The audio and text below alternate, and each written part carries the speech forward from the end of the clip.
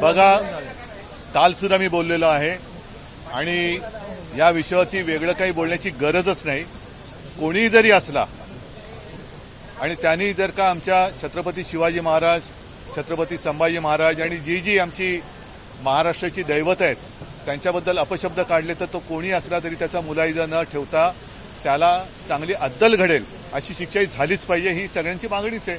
त्याच्यामुळे निलंबन किती मिनिटासाठी, तासासाठी, दिवसासाठी केलंय कल्पना नाही मला नाही, पण पुन्हा असं कोणाची बोलण्याची हिंमत होता कामा नये आणि या सरकारची जबाबदारी आहे की कठोरात कठोर शासन त्यांनी केलं पाहिजे.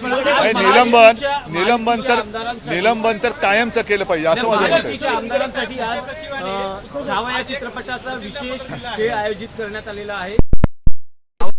कोणी केला? महायुतीच्या वतीनं आमदारांसाठी आयोजित केला गेला. मी ही कल्पना ज्यांनी मांडली असेल त्याचं जाहीर अभिनंदन करतो, कारण महायुतीमध्ये केवळ संभाजी महाराजांबद्दलचा छावा चित्रपट आज दाखवत आहे, पण शिवाजी महाराजांचा पण चित्रपट दाखवला पाहिजे. जे खास करून सुरतेला पळून गेले, त्यांना स्वराज्यासाठी सुरत लुटणारा आपला राजा कसा होता त्याचं शौर्य हेही समजलं पाहिजे. ज्यांनी स्वराज्यासाठी धर्म न सोडता मेलो तरी 72 हे नुसतं बोलून नाही तर दुर्दैवाने त्यांना ते भोगावं लागलं, त्या संभाजीराजांचा पिक्चर या गद्दारांना दाखवलाच पाहिजे.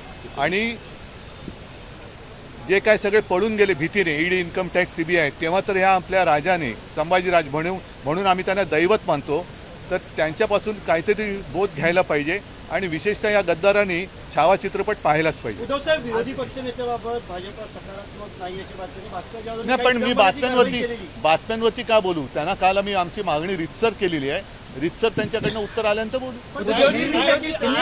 अबू आदमी को निलंबित कर दिया गया है. अखिलेश यादव ने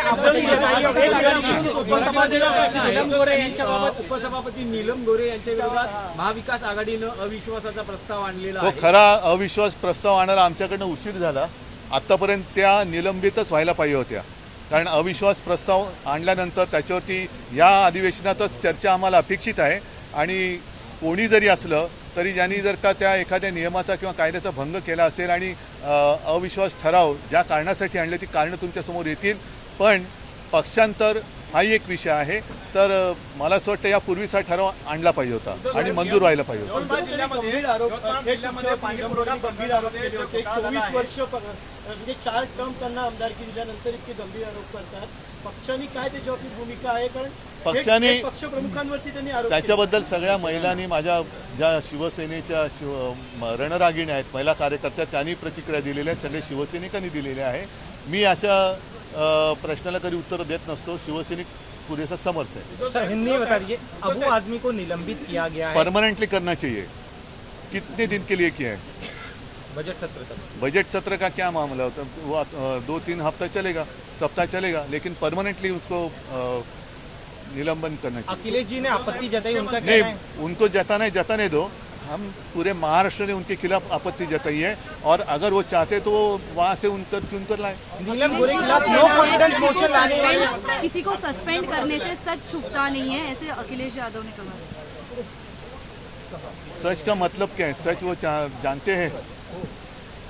नीलम गोरे के खिलाफ आपकी तरफ से, महाविकास आघाड़ी की तरफ से नो कॉन्फिडेंस मोशन लाया गया है. देर हो गई है, लेकिन अब इस सत्र में हमने लाया है और पूरे महाविकास आघाड़ी ने मिलकर लाया है.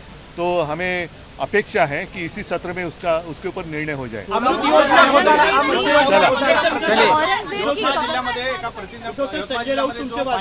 एक मिनिट थांब ना आता. अरे एक मारत थांब ना. यवतमाळमध्ये पाणी पुरवठ्यामध्ये जो मोठा घोटाळा झाला आहे त्या प्रकरणामध्ये आज चीफ सेक्रेटरीने हायकोर्टामध्ये एक प्रतिज्ञापत्र दिलं आहे. त्यामध्ये म्हटलं आहे की या जो घोटाळ्यामध्ये सगळे दोषी आहे ते मुख्यमंत्री आहे असं एक प्रतिज्ञापत्र दाखल केलं आहे. आणि एकनाथ शिंदेचं म्हणजे त्यावेळेसच्या मुख्यमंत्र्यांचं त्याच्यामध्ये नाव आहे. अशा प्रकारे हे काम काय होतं?